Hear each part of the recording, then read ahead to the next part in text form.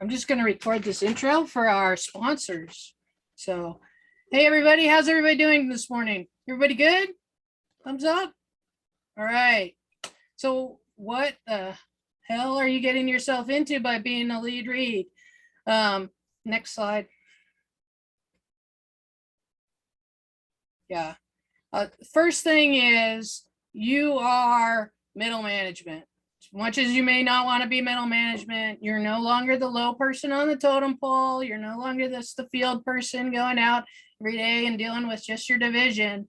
You are the supervisor of those people going out, and you're talking to the big bosses, trying to make sure you're coordinating with them, telling them what's up, and being that supervisor. Next slide. So you really are, you're the leader of all these people. You may, in your background, you may just be a reef, or you may be an archaeologist. I'm an archaeologist by training, but when I'm the lead read, I'm no longer that specialty. I'm looking after all the resources. I'm trying to make sure that I get that right combination of specialists and to be able to cover the field. But I'm not myself, whatever that specific background I have is. I'm that overviewer. Next, I'm that leader. I'm trying to get that whole group together. So again, you're not representing your one resource that you represent when you're on your home unit. You're trying to take in the entirety of all the resource issues that and resources at risk on that fire, and representing all those different types of resources, whether you know anything about them or not. And so you end up wearing lots of different hats for just the specialties that are being represented on the fire, but also you're representing the AA, the agency administrator, as to what they want in some of those political issues. When you're dealing with the team and the incident management team, you're dealing with what does the incident management team need to be able to implement the protections of those resources. So every person you talk to, you're wearing a little bit of a different hat. You always are on your toes about what you're representing, but you're representing the all-encompassing picture of what's happening on that fire as far as resource concerns are, natural and cultural resources. Next.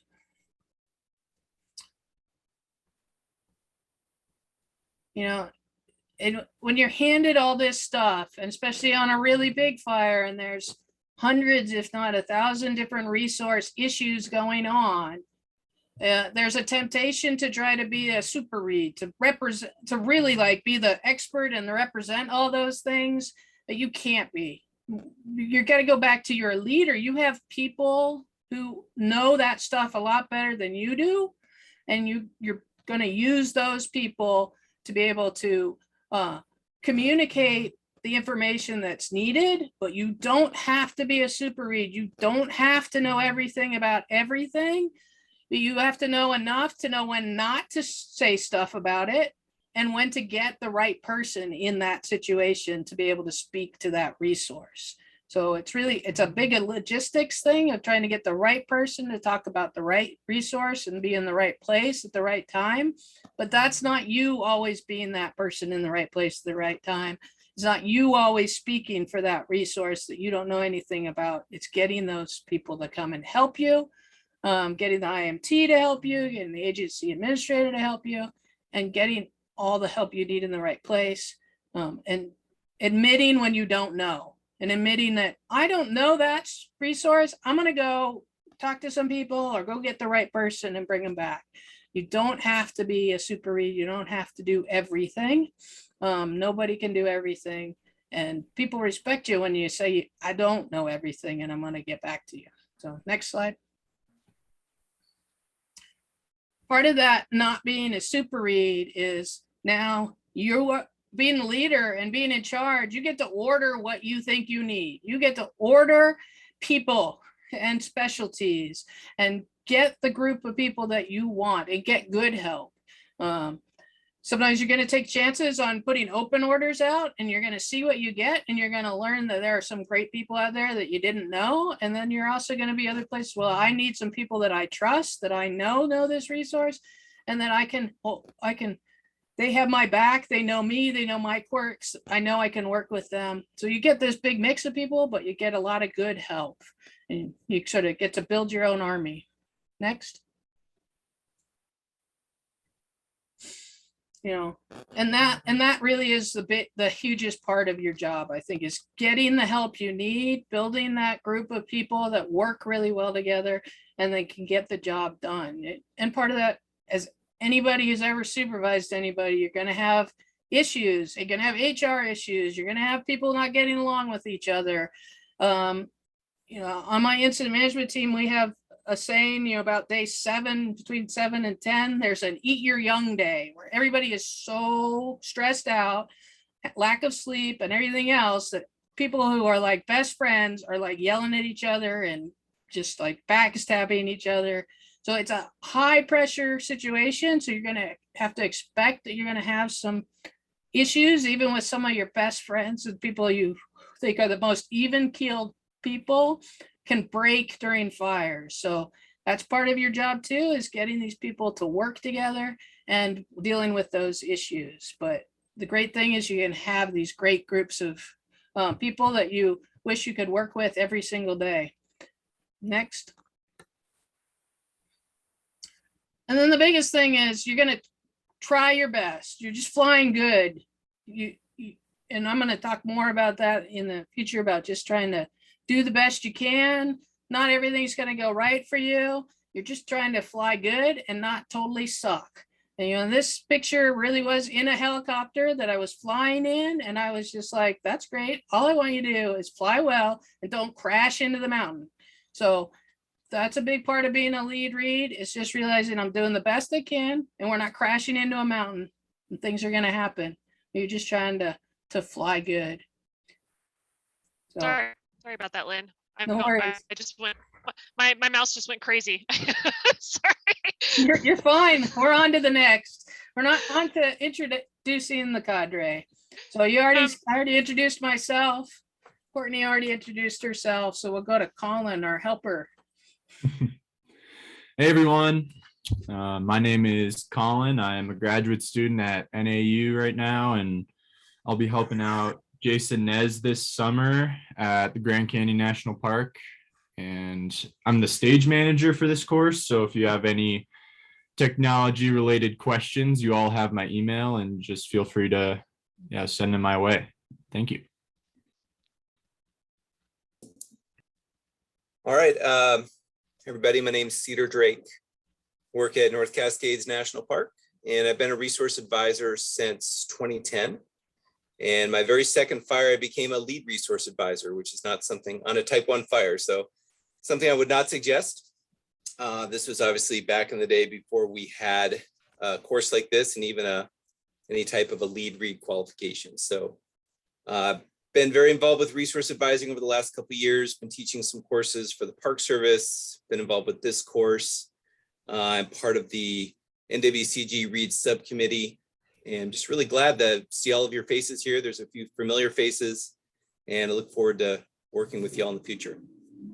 Glad you're here. Good morning, everyone. I'm Garrett Dickman at Yosemite National Park.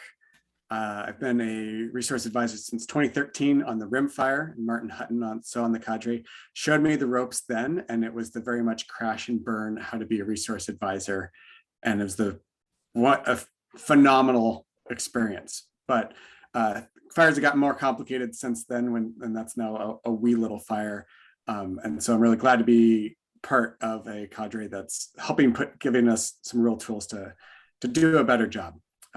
So thanks for being here. Good morning, everybody. My name's Heidi Ogle. I'm a GIS specialist with Intermountain Region in the National Park Service out in Lakewood, Colorado. A little background about me: red carded since 2013. I come to this group with the GIS background, so I'm sort of the GIS geek for the cadre. So anything related to sort of platforms and GIS type stuff, that's sort of my realm in this group. I'm qualified in GISS and REEF, and then I've got task books open on IRIN and UASD, which is unpersoned aerial systems, data spec.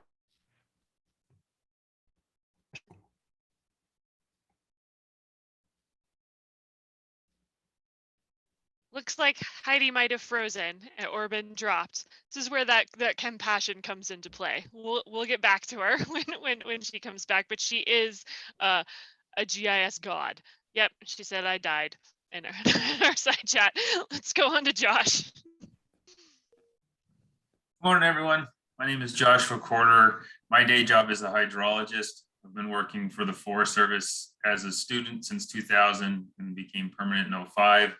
Where the first thing, once I became permanent, my supervisor was like, congratulations, we're going to a fire. So I started bear and still do bear occasionally now. And I don't know, a lot of you might have that bear background, but I always wondered the other side. You know, why is when you get there as a bear team member, who makes these decisions on the ground? Why is this going on? Why did they repair this and not repair that? And I really couldn't get any good answers. So I tried doing a base camp manager, which they flew me to Nebraska for. That didn't work out. Decided base camp manager was not the way to find out those answers. As a trainee, I became the base camp manager for a type 2, type 3, because we were low on resources. So that was an interesting time. But then did the resource advising course in Yosemite in 2012. My first assignment was a type 2 in 2013, and lead read life began in 2014. And I've been doing it ever since then. And so most of my experiences in Region 5, but I do have some in the Southwest, and now I'm up in the Boise National Forest. And that's it for me. It looks like Heidi's back. Heidi, did you want to finish anything on your intro?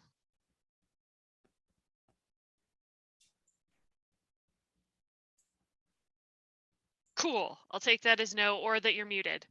And I can't see your screen. Martin? Yeah, good morning, folks. My name is Martin Hutton. I work for Glacier Bay National Park and Preserve in Southeast Alaska. I'm the terrestrial ecologist and also the wilderness and research coordinator.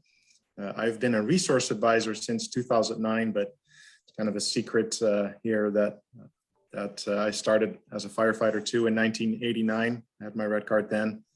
I did it all over again in 2009. I didn't do a whole lot those first few years. And then when I moved to Lawson Volcanic National Park, nearly a quarter of the park burned. And that was a big turning point for me. And so, yeah, 2013, back to Yosemite, was able to help Yosemite and Garrett and many other great resource advisors then kind of, able to help out where I wasn't all that active for you as I worked there. But yeah, that fire was a big turning point for me because we accomplished a lot during that fire, and I really got passionate about resource advising, and I've been active ever since. Thank you. Good morning, everyone. I'm Tom DeMeo, Regional Ecologist for the Forest Service Pacific Northwest Region. Good to see you all this morning. I recognize many of the names among the participants. I think we're going to have a great course this week. I'm the newest member of the training cadre and still learning the ropes, so be patient with me. Thanks. You can see we're from a wide range of agencies, not a very Western sort of geographic bias. We're aware of that, but we do the best we can. And honestly, if you're interested in joining the cadre after this class and you get a couple lead read assignments underneath your belt, we're going to be happy to have you. We're going to do student introductions next.